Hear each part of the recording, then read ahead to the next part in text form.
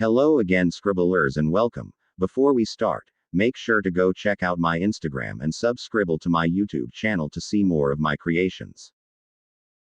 Today I have made a cute long-hair-Oriental cat. This is my second art piece and I'm going to be using it as an example of what I can do, so it's not for sale. This is the first time I've made an animal creation. I've only ever made fursonas and human hybrids, so there might be a few things that are iffy. It was difficult making this, but as far as I'm aware it turned out pretty good. In this piece I strongly reference the cat I'm working on through Google Images by looking at the breed and other art pieces as inspiration. I chose this cat by going through the different cat breeds and used a random picker to choose which one I should draw. It was very close to being a werewolf cat, which I may still draw in the future, but I still appreciated drawing this breed, because it's very cute. This kind of art could be used for Therians, pups, fursonas and even pets. I love doing this one a lot, and would definitely make a fox for myself someday. I will be drawing different versions of my foxona, in different styles throughout time. I would love to draw a kitsune, pup, fursona, werewolf, and an animal version of myself. I also plan on improving my poses, fur, and imperfections.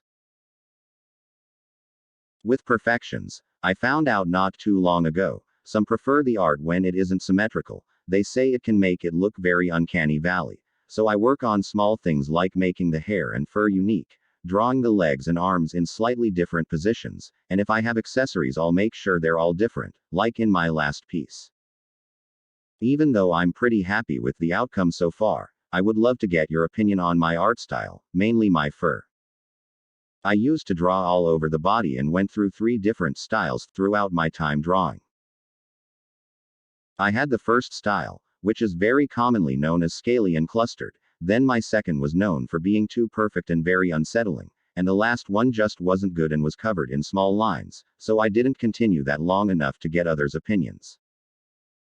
I love all those in the past that was nice to me even though my style was slightly unsettling. But I honestly prefer when someone is honest, especially when it's important for their progression into getting better.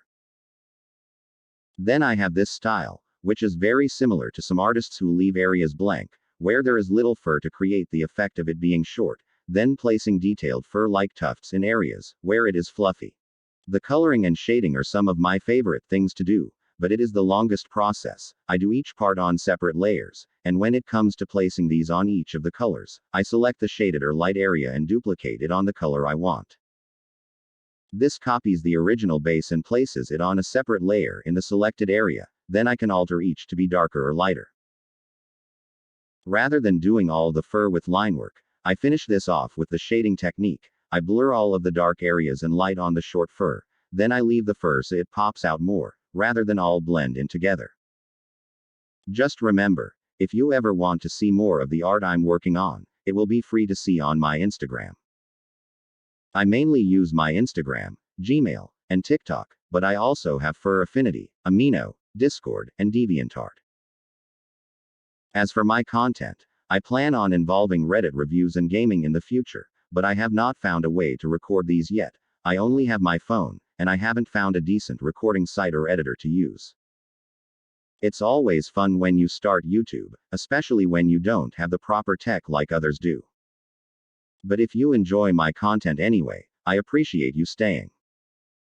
I got to admit, making an art video interesting is always difficult. I'm planning on reviewing stuff while recording my art rather than rambling on for the entire video, but I don't know how to do this yet. I mainly got this idea from a YouTuber I love called Jordan Persegati. He does creepy speed paints and transforms cute art into something terrifying. He keeps the video interesting by staying with the theme. It's very good. So I would be very happy if I could get suggestions of what I could use to replicate this kind of content in my style on my phone or the laptop I'm using. Make sure to subscribe and boop that like button below before you go. Any comments on what you wanna see will help me decide what to draw next. I was thinking of drawing a fursona again or maybe a scaly, so feel free to name some animals you want to see next, something unique and not many artists do. I love to have a challenge sometimes, so feel free to put down your ideas. As we come to the end of this video you get to see the finished piece. Bye bye.